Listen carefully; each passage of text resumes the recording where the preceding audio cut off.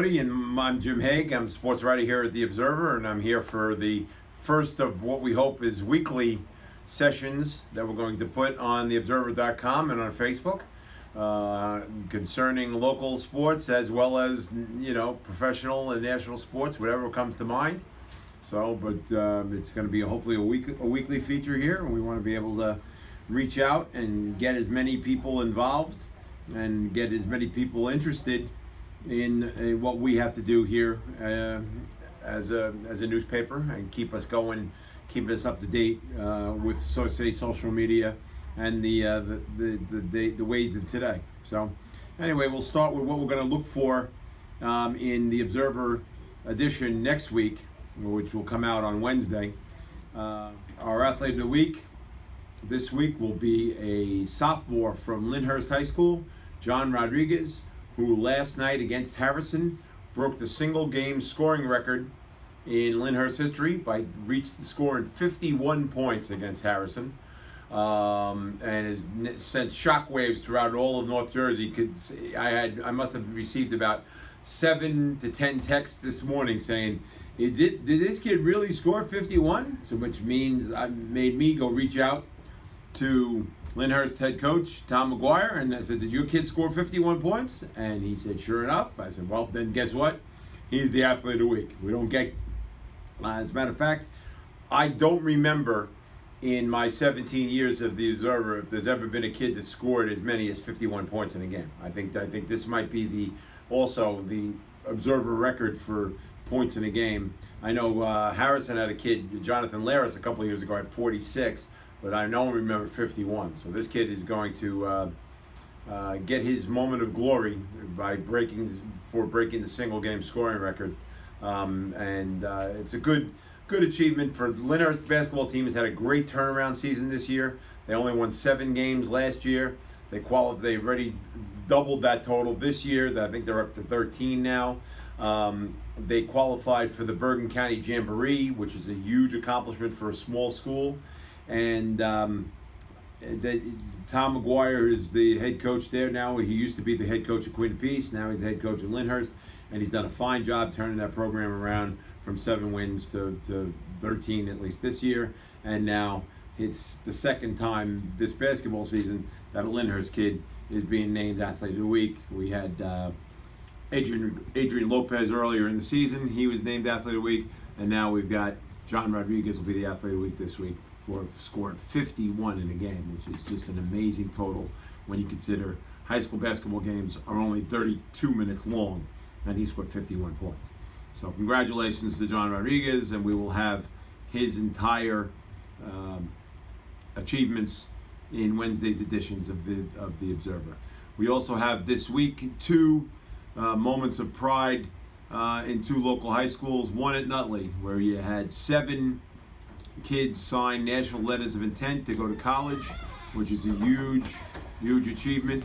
Having 7 kids sign the national letters of intent to go to college, for one school to have that many kids is amazing, and that just goes to show the level of athletes that get pushed from Nutley High School onto the college ranks.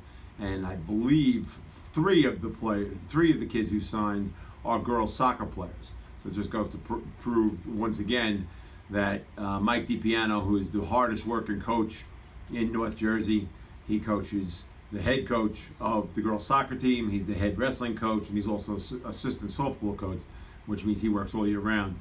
He does a phenomenal job with the athletes at Nutley High School, and he's now going to put 3 kids, 3 of his former players are going on to college and going to play at a college level under a scholarship. That's an incredible achievement.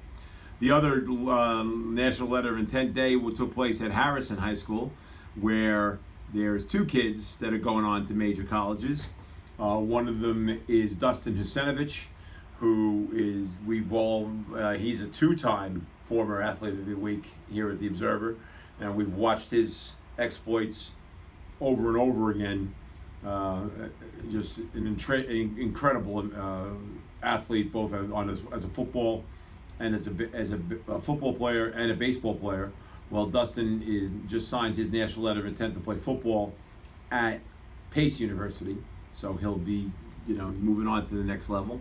And then perhaps the maybe I'm not gonna say the most shocking thing that took place, but Deidre Chamba, who is a soccer player, Deidre, I don't know if I said Deidre. Deidre Chamba is a soccer player who was on the great Harrison soccer teams the last couple of years. He signed his letter to go to Swarthmore College. Now, there was a day that Swarthmore was all girls. And that was not too long ago. I'm going to say maybe 20 years ago, Swarthmore College was all girls. So they started to infiltrate getting males into the school. And now they're going to be able to have a Harrison High School athlete move on to the next level. Deidre Trumba, who's going to play soccer there. So we're going to have two different stories. One from all the kids from Nutley that signed, and then the two kids from Harrison that signed in Deidre Chamba and Dustin Husenovich. The other bit of information that's going to be interesting that'll take place, I don't know whether or not we could find the room in the pages of the Observer, but Kearney girls basketball player and great soccer player Megan McClellan was just called up to the U.S. national U19 soccer team. And she is now training with the U.S. national soccer team in Florida. And unfortunately, she left the Kearney girls basketball team in the middle of a 14-game winning streak. So, and Megan McClellan, their leading scorer, is averaging about 21 a game this year. And unfortunately, she had to miss their county playoff game in the Hudson County tournament yesterday against Bayonne. Well, without Megan McClellan, the Kearney ended up defeating Bayonne, who was the 16-time winner of the Hudson County tournament, and they ended up beating Bayonne 30-27, low-scoring game in overtime. But it was a credit to the girls of Kearney that they were able to win their first round game in the county tournament, and now they move on to play the second seed in the tournament, Secaucus, who, yes, won the tournament last year.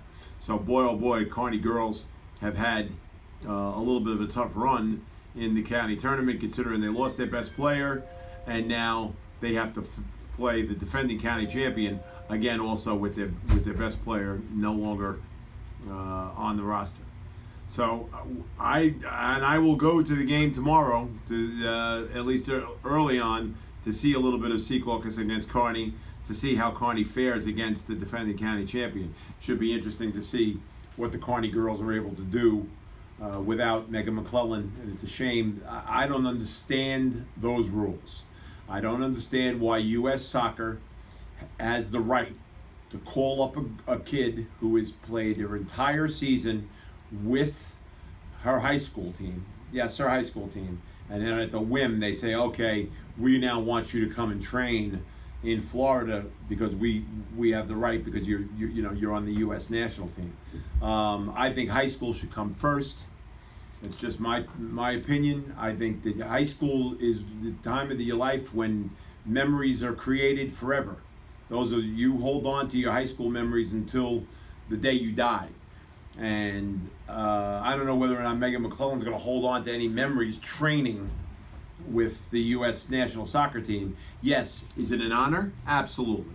Do I think that it's a great honor for a girl from Kearney to be playing on the U.S. national soccer team? Without question. But you know what? It's right now. It's February. Soccer season is in the fall.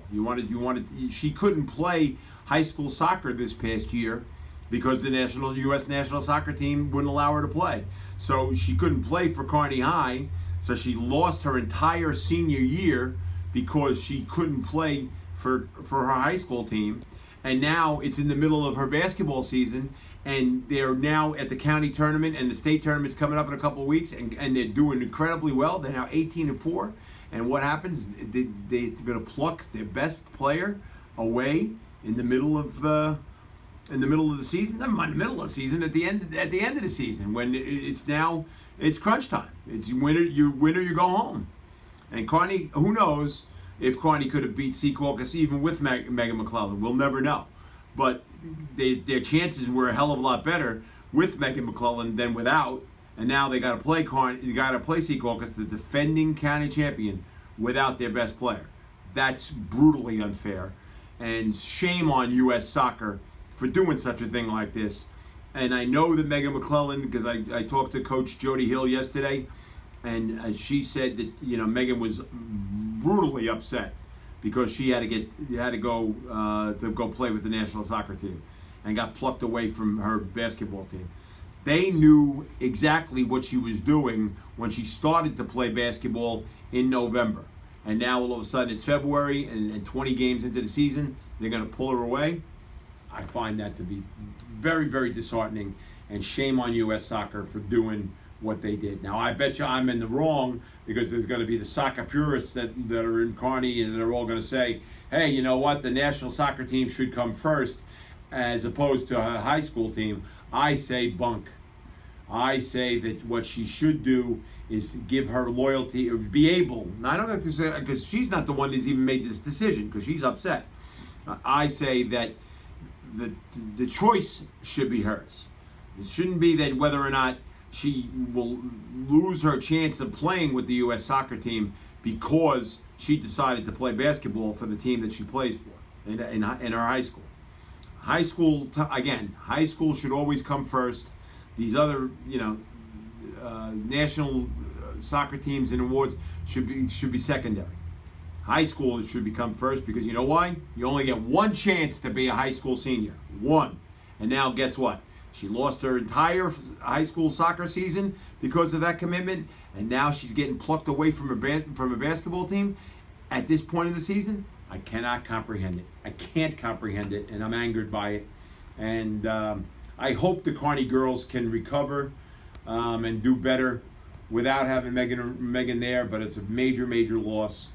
And boy, did I get on a tirade there, but I think it's well deserved, because it's a point of anger what the U.S. soccer team has done in terms of taking this kid away from her basketball team with only a handful of games left. It made no sense whatsoever. It couldn't have waited until her season probably will be over by the 3rd of March. Okay, so now we're talking, today is February 16th. They couldn't have waited 3 weeks to let her finish out her senior year in basketball before she has to go down there to what? To train? To practice? Is she that great of a player that she's going to make or break the U.S. national soccer team, the U19 team? Come on. And I know the soccer purists in Kearney are going to get angry when they see something like this, because they're going to say, oh, we should be promoting the U.S. national soccer team. We should be wanting to have our players on the U.S. national soccer team. I got nothing against it. But I'll tell you what, when Tony Meola played, was he plucked away in the middle of his senior year to go play for the U.S. national soccer team? I don't think so. Was John Harkes plucked away from his senior year to play for the national soccer team? I don't think so. But now, because soccer has become an all-year-round sport, she's got to go now? Of all? Right now? I don't see it. I don't see it. But it angers me. So, those are the local stories that are going to be, and we're going to see how we can jam 4 compelling stories into the pages of the Observer on Wednesday. It's going to be very interesting. I know that I'm going to, like I said, my stance on Megan McClellan not being able to play is going to anger a lot of people in the town, but I personally think that she should be able to be playing basketball for the rest of the season, as opposed to going and having to play soccer. It's basketball season. It's February. Who's playing soccer? Red Bulls? Oh, they're in training too. But you know what? Red Bulls, they're professional. So anyway, from a professional standpoint, the two local baseball teams are in spring training, getting ready for the coming season. I know Matt Harvey sat in the dugout at Port St. Lucie the other day, professing that he's healthy, professing that his off-season workouts were great, and that feels like he's going to have the best year of his life. Of course he's going to have the best year of his life. His contract is up. He's going to go be a free agent come next November. So yeah, he's going to have the best year of his life because he's playing for a contract. What is he supposed to say? No, you know what? My arm still feels as bad as it did last year when I posted a 6.14 ERA and I was 4-10. That's what he's going to say, right? So anyway, apparently the Mets today, early this morning, signed Jason Vargas, the left-handed pitcher from the Kansas City Royals. And if they're going to add him, that means there's just another starting pitcher that's going to be in the mix. I think they signed Vargas as a protection in case Steven Matz is not going to be ready to go this season after he had elbow surgery. But Matz also claims that he's healthy too. So it makes for very, very interesting spring training at Port St. Lucie. And the players haven't even reported yet. It's just pitchers and catchers. But the Mets, again, have done a pretty decent job, I think, in the offseason improving their team. I think, they re-signed Jay Bruce. They signed Todd Frazier. I'm not a huge Todd Frazier fan, but you know what? For the contract they gave him, it's not a bad deal. They brought back Jose Reyes. They signed Anthony Swarzak, and now they got Jason Vargas. They've done it, and also they got Adrian Gonzalez on the cheap. So they've done a pretty decent job in improving their team in the offseason. So the Mets should be an interesting thing as the players report later this week.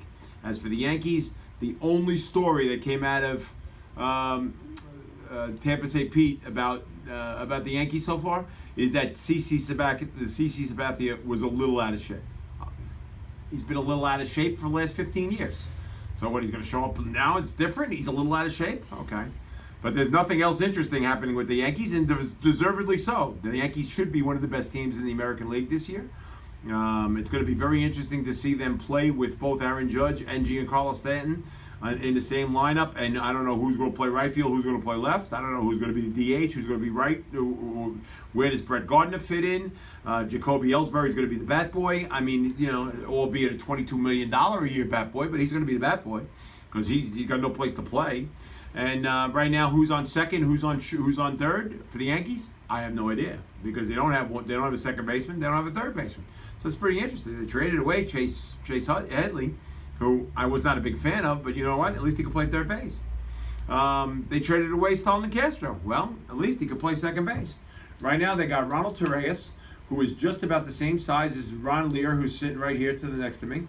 The two of them are, going to battle each other for the rebounding title this year. Who's, in basketball, and I don't know who's going to play. I guess Gleyber Torres is going to play one of those positions for the Yankees. I would imagine if his arm is healed.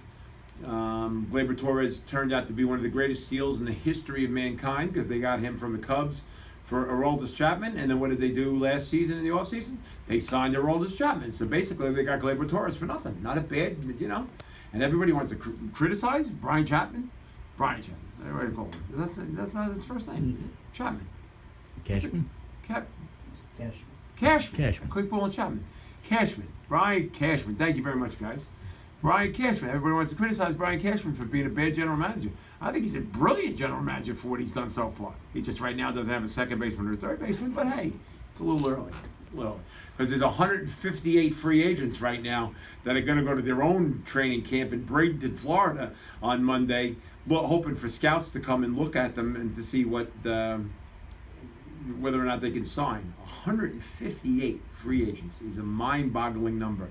And everybody says, oh, it's not collusion. It's not collusion? Why in the world are 158 guys right now without a contract? Why are people like Eric Hosmer and Mike Moustakas, who are superstars, without a contract? Something's up. Something's going on, and it boggles my mind. It's almost like when they went on strike and they started to come back, player by player because they all they ended up breaking the union. Well, the union is now going to hold this training camp in Bradenton with 150. I think it's 156 free agents are all going to be there all at the same time. Boy, oh boy, that's going to be like a smorgasbord. That would be like me going to the China buffet, sitting there, I'll take 3 from column A and 2 from column B, although that was the old days when I was able to eat. Now, look at me, I can't eat anymore. I'll have a can of soup. That's what I have. I live for soup.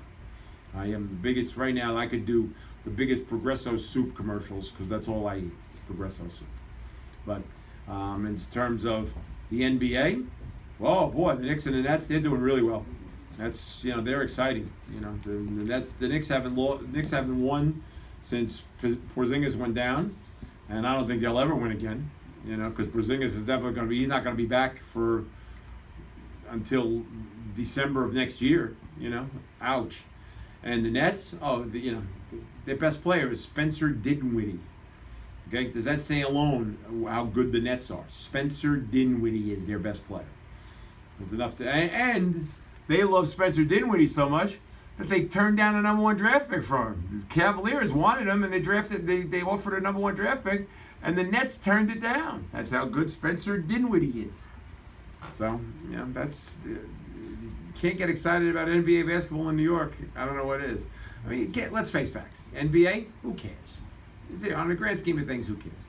It's going to be LeBron against Kevin Durant in the finals again, like it is every year. Like Steph Curry. Is there ever been a more boring superstar in the history of professional sports than Steph Curry? Steph, how do you feel? I'm just happy my daughter's able to draw maps. I'm able to make some money. I make the jump shot. And have a nice day. Boring. Remember when Michael Jordan was the best player in the game? At least you heard from him. You knew what he was saying. Steph Curry? Yeah, real happy to be here today. Mr. Rogers' Neighborhood's on TV. I'm watching that. It's really good. My daughter just drew me another map. It's a nice map. God, but boring. Okay, and as for the NHL, I'm a diehard Rangers fan, and I'm ready to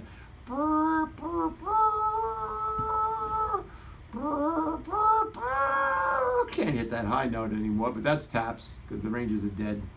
The Devils are exciting though. The Devils are going to make problems. Devils right now, barring a collapse, are going to make the playoffs. I don't think anybody could have predicted that before the season started. And good, kudos for local product Kyle Palmieri, who's having a good season after having a broken foot, missing 6 weeks, but now he's back again.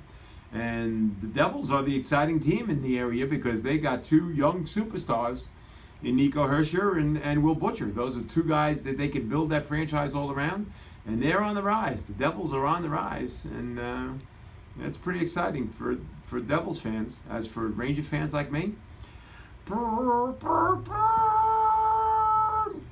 so, all right. Well, I guess I don't know if I probably exceeded 15 minutes now. So yeah, my good rant. So we'll put this up online, and if there's anybody who's got any questions, comments, or quips they want to say about what I've said today, feel free.